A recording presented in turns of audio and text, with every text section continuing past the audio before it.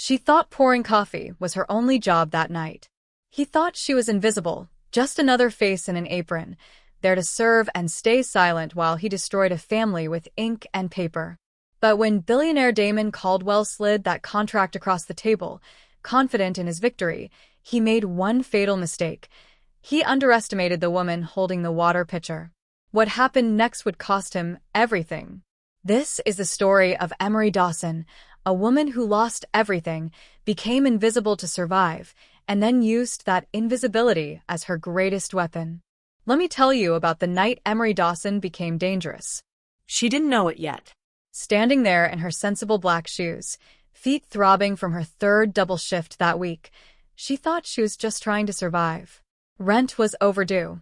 Her mother's medical bills were piling up like accusations. And the Golden Heron, this palace of crystal and whispered deals, was the only thing standing between her and absolute ruin.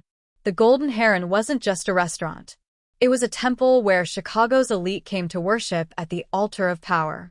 The kind of place where menus didn't list prices because if you had to ask, you didn't belong. The lighting was designed to make wrinkles disappear and secrets feel safe. And Emery? She was a ghost moving between tables, pouring water, refilling wine glasses, existing in that strange space where the wealthy pretend the help isn't really human. Marco, the floor manager, treated his staff like malfunctioning machines. Table 7 needs water, Emery. Snap to it. His voice always carried that edge, that reminder that she was replaceable, forgettable, nothing. On it, Marco, she murmured, grabbing the chilled pitcher. Table 7 was the power corner, the booth where deals worth millions were made over $100 stakes. Tonight, 3 men occupied it, and the energy was all wrong. 2 of them looked like they were drowning. Arthur and David Pellegrino, brothers who owned a historic construction company that was bleeding out slowly. Emery had seen their pictures in the business section of newspapers left behind by other diners. The third man was different. He owned the space around him like he'd purchased it. Damon Caldwell. Even someone like Emery, who tried to ignore the world of high finance, knew that name. Corporate raider. A man who didn't buy companies to save them. He bought them to butcher them, to strip them clean and walk away counting his money while families fell apart. She approached quietly, moving with the practiced invisibility that good service requires. As she began refilling water glasses, Damon was talking, his voice smooth and cold like expensive whiskey with poison mixed in. "You're being sentimental, Arthur," he said, waving his hand dismissively. "Sentimentality doesn't pay creditors. I'm offering you a lifeline here, a generous one." Arthur's hands were shaking as he wiped sweat from his forehead. "It's not just a company, Damon. It's our father's legacy. If we sell the majority share, we lose control. We promised the union. We promised them we'd protect their pension fund." Damon laughed, a sound that made Emery's skin crawl. "The pension fund is safe. My legal team drafted this specifically to ensure a smooth transition." He pulled out a thick document and slid it across the mahogany table with the confidence of a man who'd never lost. "Look, I have dinner in London tomorrow. I need this signed tonight. Do you really want to go into bankruptcy court next week and explain to your employees why you turned down a $40 million injection?" David, the younger brother, looked at Arthur with desperation in his eyes. "He's right, Artie. We're drowning. The bank called again this morning. They're threatening to seize the equipment." Emery should have walked away. Marco was watching from across the room, his eyes narrowed like a hawk's. If she lingered too long, she'd get written up. If she interfered with the guests, she'd be fired. And she needed this job desperately. Needed the tips that barely kept her and her mother afloat. But then something caught her eye. The contract was lying open on the table, and even though it was upside down from where she stood, her brain, that part of her that refused to die even after she'd lost everything, started processing the words automatically. You see, what nobody at that table knew was that Emery Dawson had once been somebody. She'd been top of her class at Yale Law School. She'd had a gift for reading contracts, for spotting the trap hidden in the maze of legal language.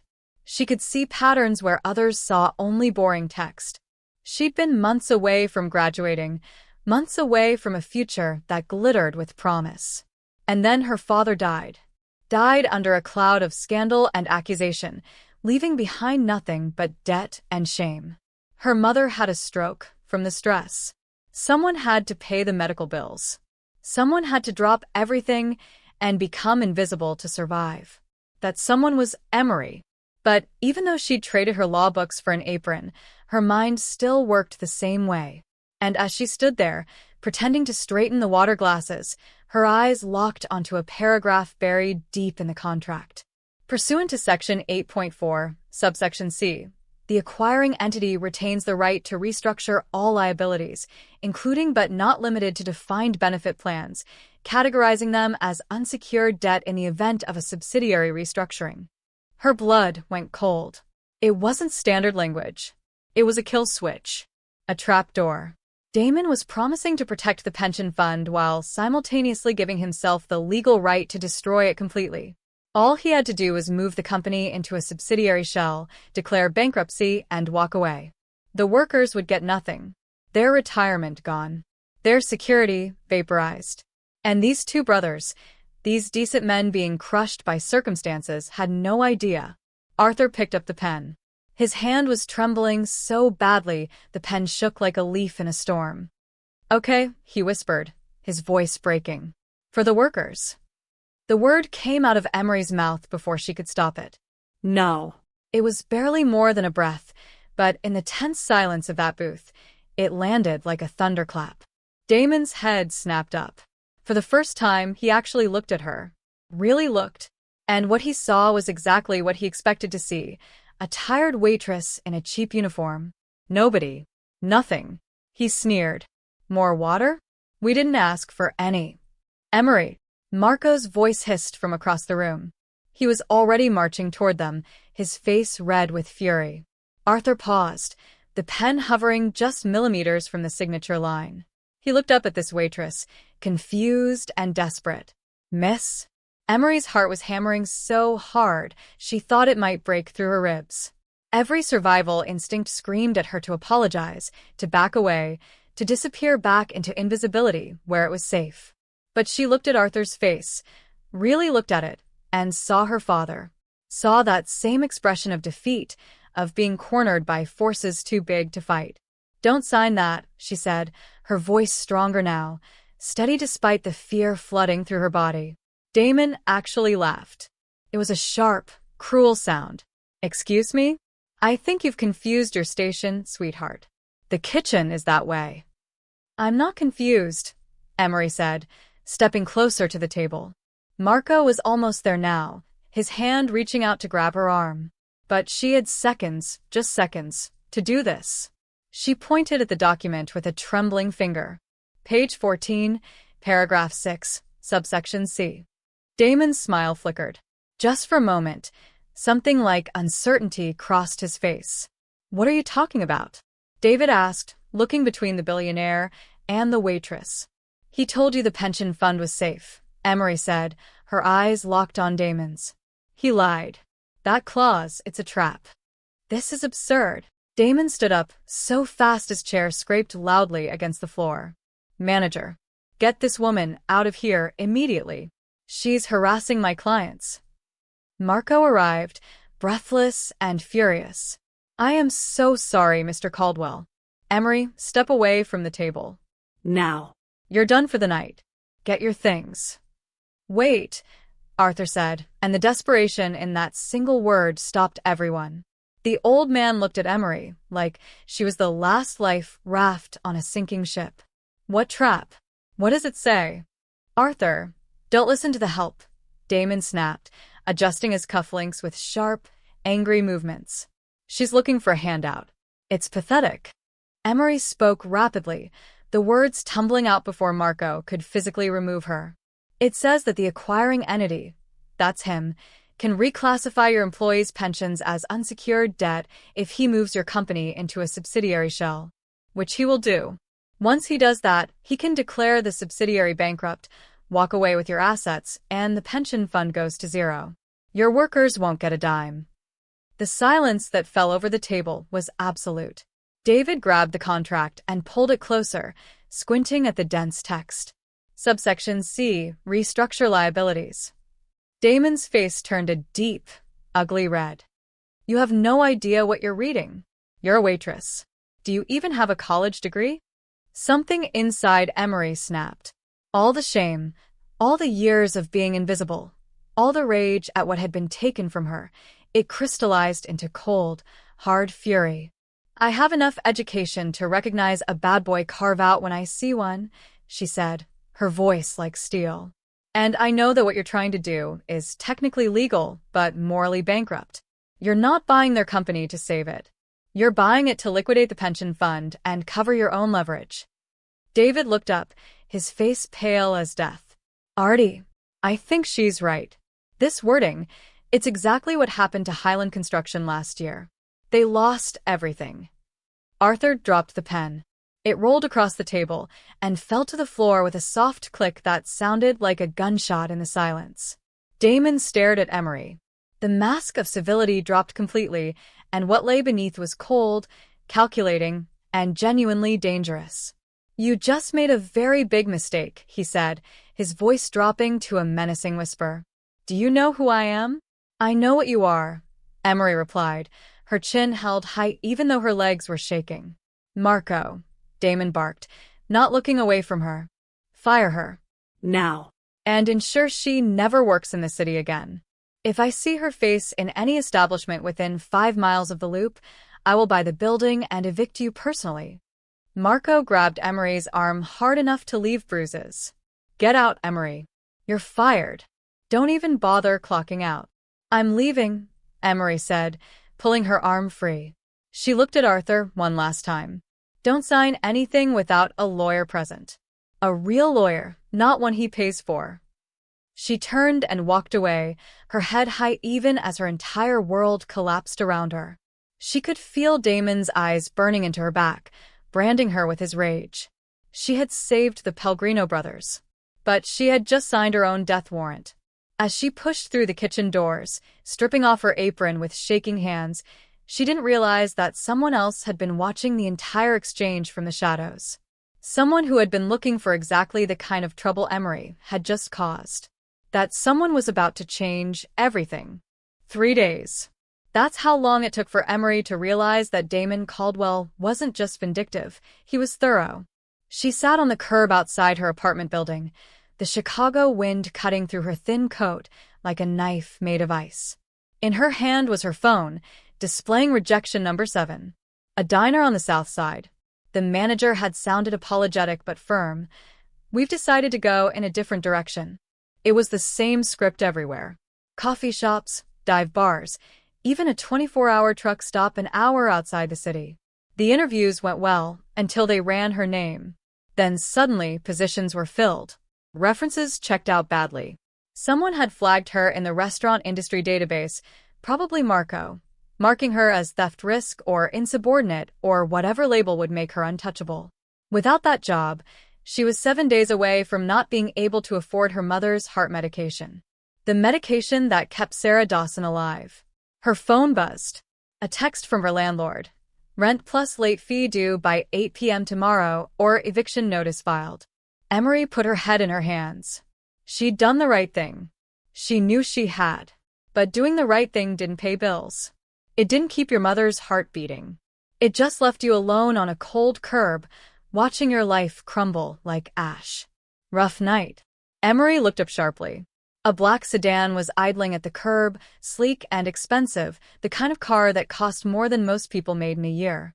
The window rolled down, revealing a woman with silver hair cut in a sharp bob and glasses that looked like designer weapons. I'm not looking for a ride, Emery said wearily, too tired even to be afraid. I know, the woman said, her voice crisp and commanding. I'm looking for a waitress who reads contracts better than most junior partners at law firms. Emery stood up slowly, brushing grit from her jeans. Who are you? My name is Victoria Sterling, the woman said. And I believe we have a mutual acquaintance. Damon Caldwell. Emery stiffened, her body going rigid. If he sent you to threaten me again, tell him I have nothing left to take. Victoria laughed, a dry, sharp sound that had edges to it. Oh, my dear. I'm not working for Damon. I'm trying to destroy him. Get in the car. Emery hesitated. This was insane. Every safety rule she'd ever learned screamed at her not to get into a stranger's car. But as she looked at that eviction notice on her phone, at the rejection emails piling up in her inbox, she realized something fundamental. She had run completely out of safe options. She opened the door and slid into the leather interior that smelled like money and power. "Who are you really?" Emery asked as the car pulled smoothly away from the curb.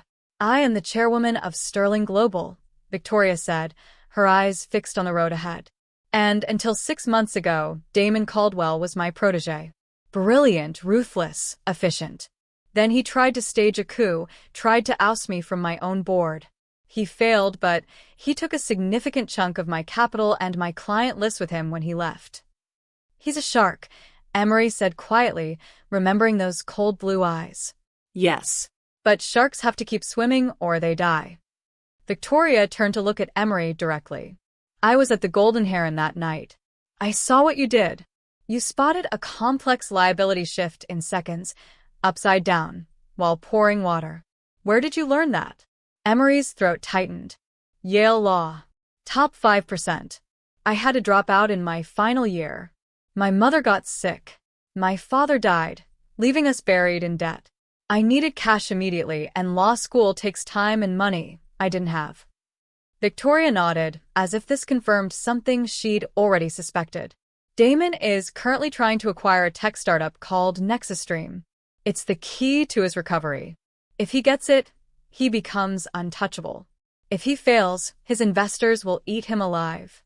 He's meeting with the founder, a young genius named Leo Thorne, in 3 days." "Okay. Leo is brilliant but naive," Victoria continued.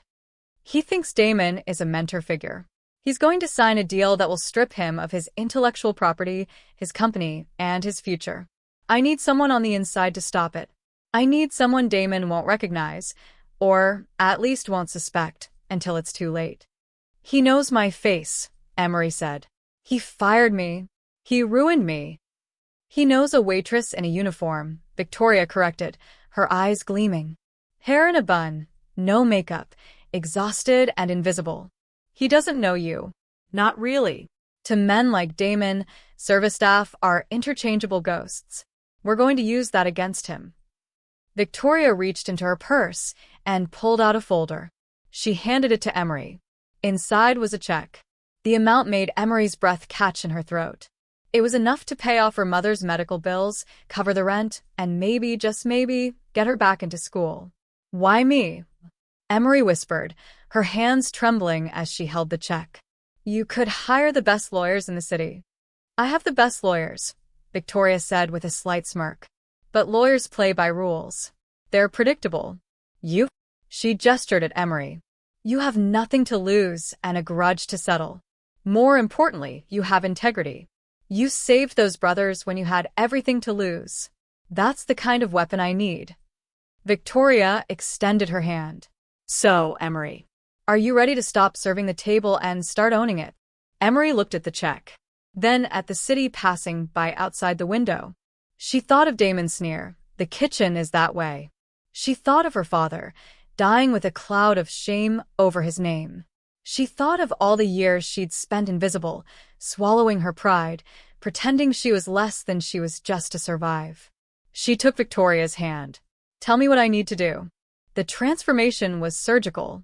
Over the next 48 hours, Victoria's team rebuilt Emery like architects designing a weapon.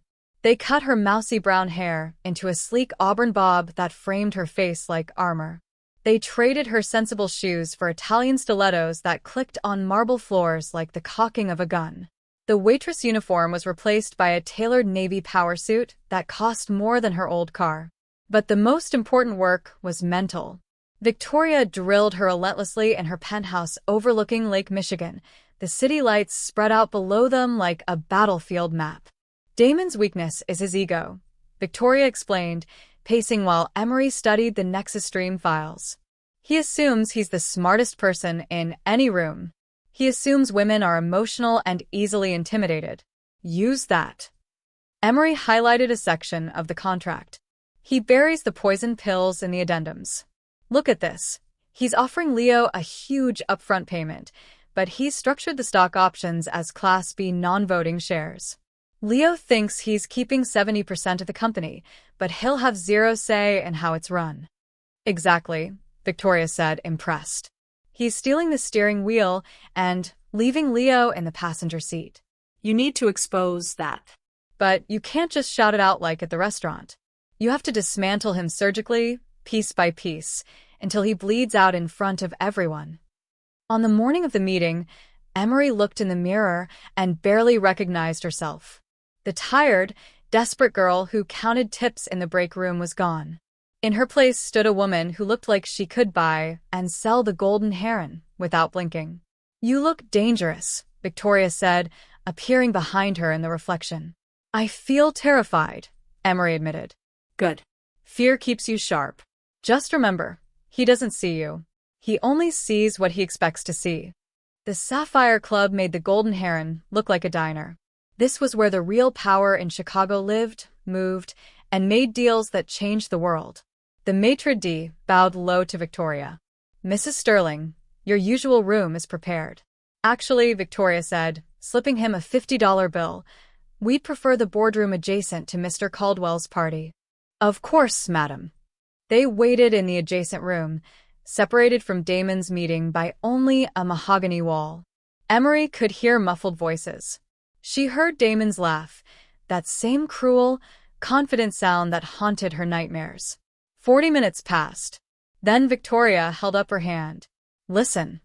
Damon's voice rose, smooth and persuasive. "Leo, this is a once-in-a-lifetime opportunity. You're a visionary. You shouldn't be bogged down with supply chains and HR headaches. Let me handle the boring stuff. You just create." Victoria stood up. "It's showtime." She pushed open the double doors connecting the rooms. Emery followed, her heart hammering, clutching her briefcase like a shield. The three men at the table jumped. Damon Caldwell was standing at the head, champagne bottle in hand, mid-toast. When he saw Victoria, his face went rigid. "Victoria," he said, his voice dripping with false surprise. "I didn't know you were a member here." "I own the building, Damon," Victoria said breezily, walking in. "Hello, Leo. I'm Victoria Sterling. And this is my associate, Miss Dawson." Emery stepped into the light. She looked directly at Damon.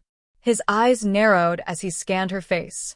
There was a flicker, a moment where his brain tried to connect this auburn-haired executive with the waitress in the apron. But the context was too different. The hair, the suit, the confidence. It threw him off. He dismissed the thought. "We're in the middle of a private meeting," Damon said coldly. "We know." Emery spoke up, her voice steady and professional.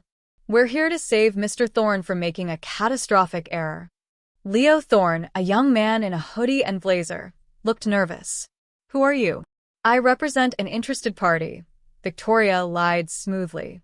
"And my legal counsel here has identified some serious irregularities in the contract Mr. Caldwell presented to you." "That's impossible," Damon snapped. "My lawyers are top tier." "Then they should be fired for incompetence," Emery said, throwing her briefcase onto the table. She opened it and pulled out a red-lined copy of Damon's contract. Unless, of course, the fraud was intentional. "Fraud?" Leo sat up straighter. "Wait, what fraud?" Emery walked around the table, every step calculated. "Mr. Caldwell has categorized your proprietary code as a tangible asset rather than intellectual property in Section 12.3. Do you know what that means, Leo?" Leo shook his head. "It means that in the event of a merger," Emery continued, locking eyes with Damon, "the code belongs to the holding company, not the creator. If you leave NexusStream, you can't take your invention with you. He owns your brain." Damon slammed his hand on the table. "This is preposterous. Who are you to barge in here and slander me?" "I'm the person reading the fine print," Emery said, echoing her words from the restaurant but with polished precision. "Just like I'm reading the Keyman insurance clause on page 19. If you get sick, Leo, or if you're deemed unfit by the board, which Damon will control, they can cash out a life insurance policy on you and fire you from your own company." Leo turned to Damon, his eyes wide with betrayal. Damon, is that true? Damon was sweating now, his perfect composure cracking. Leo, these are standard protections. They're twisting words. Are we? Emery challenged. Show him the vesting schedule, Damon. Show him where it says his shares dilute by 40% if revenue targets aren't met in Q2, targets that are historically impossible for a startup of this size. Damon glared at Emery. The recognition was creeping back now, the intensity of her stare, the way she pointed at documents, the precision of her words. I know you, Damon whispered. Do you? Emery smiled. It was cold and hard and victorious. Then you know I don't miss a thing. Leo stood up. He grabbed the contract from the table and ripped it in half. Get out, he said to Damon. The deal is off. You idiot, Damon screamed, his mask completely shattered. You're walking away from millions. You'll burn for this. I'll crush you. I think you should leave, Damon, Victoria said calmly. Before I call security. It is my building, after all. Damon gathered his things, his hands shaking with rage. He stopped in front of Emery and leaned in close, his breath hot on her face. You think you're clever? He hissed. But you're playing a game you don't understand. I know where I've seen you now. The Golden Heron. You're the waitress. Emery didn't flinch. She met his eyes with steel in her own. I'm not a waitress anymore, Damon, she said quietly. I'm the woman who just cost you $40 million. Damon stormed out, slamming the door so hard the champagne glasses rattled. Victoria turned to Leo with a warm smile. Now, Mr. Thorne, how would you like to discuss a real partnership with Sterling Global? One where you actually get to keep your company? As they shook hands, Emery felt a rush of adrenaline, so intense it made her dizzy. She had won. She had actually won. But she'd also seen the look in Damon's eyes as he left. This wasn't over. It was war. The victory felt sweet for exactly 24 hours. Then Emery's phone rang. It was the director of Silverleaf, the assisted living facility where her mother lived. Miss Dawson. The woman's voice was tight, apologetic. I'm afraid there's been an administrative issue with your mother's account. Her payment was rejected. Emery frowned, staring at her laptop screen. That's impossible. I wrote a check 3 days ago. There are sufficient funds. The check didn't bounce, Ms. Dawson. The account has been frozen by a court order. And the ownership of Silverleaf changed hands yesterday morning. The new management has a strict policy regarding accounts under legal review. They're initiating a transfer of your mother to a state facility this afternoon. Emery's blood turned to ice. State facility? You can't move her. She has dementia. The stress could kill her. Who's the new owner? There was a pause. A holding company called Apex Horizons. Emery dropped the phone. Apex Horizons was one of Damon Caldwell's shell companies. He hadn't just come after her job. He had bought the roof over her sick mother's head. She burst into Victoria's office without knocking. Victoria was on a call but hung up immediately when she saw Emery's face. He bought the nursing home. Emery gasped, tears stinging her eyes. He froze my bank account. He's evicting my mother. Today. Victoria's face hardened into a mask of pure fury. He's trying to break you. He knows he can't outsmart you, so he's trying to bleed you out emotionally. I have to go there, Emery said, already turning. I have to stop them. We'll both go, Victoria said, grabbing her coat. And bring your briefcase. This isn't a family visit anymore. It's a hostage negotiation. When they arrived at Silverleaf, the scene was chaos. 2 orderlies were packing Sarah Dawson's belongings into cardboard boxes while the elderly woman sat in her wheelchair, confused and weeping. Emery, Sarah cried when she saw her daughter. They're taking my photos. Why are they taking my photos? Stop, Emery shouted, rushing forward to kneel beside her mother. It's okay, Mom. Nobody's taking you anywhere. She stood and faced the administrator, a nervous man clutching a clipboard. On what grounds are you evicting a patient who requires critical care? This is a violation of the Patient Bill of Rights. Actually, a smooth voice came from the doorway. It's a standard clause regarding insolvency. Damon Caldwell leaned against the doorframe in casual cashmere, looking like a man who'd just finished a round of golf. He looked at Emery with a mixture of pity and disgust. "Hello, Emery. Or is it Miss Dawson now? I heard you're playing lawyer these days." "You monster," Emery hissed. "She has nothing to do with this." "She has everything to do with it," Damon said, walking into the room.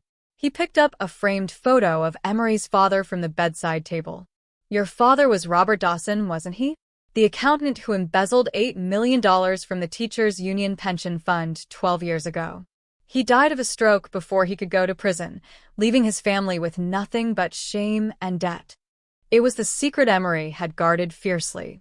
Her father had claimed innocence, said he was framed, but died before he could prove it. The courts had seized everything. "I see the apple didn't fall far from the tree," Damon continued. "You defrauded me at the Sapphire Club. You represented yourself as an attorney. That's a felony, Emery. Practicing law without a license." "I never said I was a lawyer," Emery shot back. "I said I was legal counsel, a consultant. I never signed a document." "Semantics." Damon waved his hand dismissively. "I filed a complaint with the Bar Association and the district attorney. They froze your assets pending investigation, which means you can't pay for this room." He leaned in close. "Walk away, Emery. Quit Sterling Global. Publicly apologize to me. Admit you lied about the contract at the Golden Heron. Do that, and I'll let your mother stay here rent-free for the rest of her life." It was a devil's bargain. Her reputation and Victoria's trust in exchange for her mother's safety. Emery looked at her mother clutching a stuffed bear, eyes wide with fear. Then she looked at Victoria, who watched silently, waiting. Emery took a deep breath. "You missed something," she said quietly. Damon raised an eyebrow. "Excuse me? You bought this facility yesterday," Emery said, her voice gaining strength. "Did you read the resident contracts? Specifically the continuity of care addendum regarding acquisitions?" Damon scoffed. "I bought the real estate holding company. I didn't read individual patient files." "You should have," Emery said, pulling out her phone. "Because Silverleaf receives federal funding, which means under Title 42 of the Code of Federal Regulations, you cannot discharge a resident for non-payment while an investigation into the facility's ownership is pending. And since you just admitted to buying this place specifically to leverage a patient, that sounds like elder abuse." She held up her phone. "I'm recording this, Damon. You just tried to blackmail me using a federally protected patient as collateral. If I send this to the State Health Board, they won't just fine you.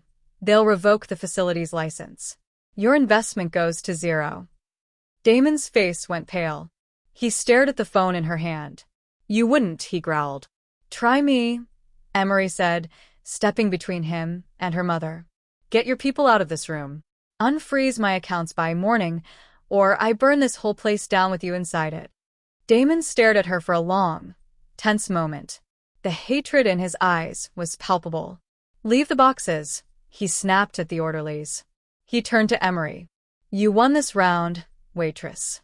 But you have no idea what's coming. The Winter Gala is Friday. I suggest you enjoy it. It'll be your last night in polite society." He spun and stormed out. Victoria let out a breath. That was magnificent. Emery slumped into a chair, hands shaking. "He's going to come for me at the gala, Victoria. He's going to tell the whole city I'm the daughter of a thief." Victoria knelt beside her. "Then we changed the narrative. Your father claimed he was innocent, didn't he?" "Yes," Emery whispered. But no one believed him. Victoria's eyes gleamed with cold calculation. "Damon knew about your father too quickly. He had those details ready. Which means he didn't just Google you, he knew the file." Emery looked up. "What are you saying?" "I'm saying Damon Caldwell started his career 12 years ago in construction finance, around the same time the Teachers' Union Fund was raided." Victoria stood, pulling out her phone. "We're going to the gala, Emery. But we're not going to dance. I'm having my forensic team pull the archives on everything, the Pellegrino deal, the Nexus Stream deal, and your father's old case. I have a suspicion that Damon didn't just find a waitress who could read contracts. I think he found the loose end he thought was buried." "You think he framed my father?" Emery asked, the realization hitting like a physical blow. I think, Victoria said, offering her hand, we're going to find out. And if he did, we're not just going to beat him. We're going to bury him. The grand ballroom of the Ritz-Carlton was a sea of velvet, diamonds, and black ties. The most important social event of Chicago's winter season, where alliances were forged and enemies destroyed over glasses of champagne. Emery wore a gown of emerald green silk that Victoria had commissioned, backless and striking, designed to make her look like a warrior queen. But inside, she was still that terrified girl whose father died in disgrace. Head up, Victoria murmured as they entered. Shoulders back. You belong here. Everyone's staring, Emery whispered. Let them stare. They're wondering who the new power player is. Across the room, near a towering ice sculpture, stood Damon. He was surrounded by the city's elite, politicians, bankers, investors. When he saw Emery and Victoria enter, he raised his glass in a mock toast. He whispered something to the man beside him, the city's district attorney, and they both laughed. He's talking to the DA, Emery said, her stomach churning. Let him, Victoria said. My team is still working. We just need a little more time. The evening crawled forward. Emery navigated conversations with surprising grace, using everything she'd learned watching the wealthy from the sidelines. Then, the music stopped. Damon walked to the stage and took the microphone. The spotlight hit him, reflecting off his perfect teeth. Ladies and gentlemen, Damon's voice boomed. Thank you for supporting the Children's Hospital. Tonight is about giving back, about honesty, about integrity. He paused, scanning the crowd until his eyes locked on Emery. But unfortunately, we have a fraud in our midst. The room went silent. We have a woman here, Damon continued, pointing directly at Emery, who has been parading around as a high-powered legal consultant. But in reality, she's an unlicensed, uneducated waitress who was fired for incompetence. And worse, she's the daughter of Robert Dawson, the man who stole the retirement savings of our city's teachers. Gasps rippled through the ballroom. People stepped away from Emery like she carried disease. The shame was suffocating. Security, Damon called. Please escort Ms. Dawson out. And perhaps the district attorney would like to have a word with her about practicing law without a license. 2 guards started moving toward Emery. The humiliation was total. Damon had won. Emery looked at Victoria. Victoria was staring at her phone. She looked up, eyes blazing. She nodded once. Emery didn't step back. She stepped forward. She walked past the confused security guards. She walked right up to the stage. She grabbed a microphone. You're right, Damon, Emery said, her voice shaking then steadying. I am a waitress. I've served coffee to half the people in this room. She turned to face the crowd. And yes, my father was Robert Dawson. He died claiming he was innocent. I never believed him, until tonight. She turned back to Damon. Why did you buy the nursing home, Damon? Why did you care so much about silencing a nobody waitress? Because you're a nuisance, Damon scoffed, though he looked uneasy. Get off the stage. Victoria? Emery called. Victoria Sterling stepped forward, holding a tablet high. Ladies and gentlemen, 20 minutes ago, my forensic accountants finished decoding the metadata from the transaction that ruined Robert Dawson 12 years ago. She swiped the tablet. The image appeared on the giant screen behind the stage. A bank transfer document, dated 12 years ago. The money didn't go to Robert Dawson, Victoria announced. It was routed through his account by a junior broker to frame him. The money actually ended up in an offshore account in the Cayman Islands. Emery stared at the screen, tears streaming down her face. And who owns that account? Victoria asked the silent room.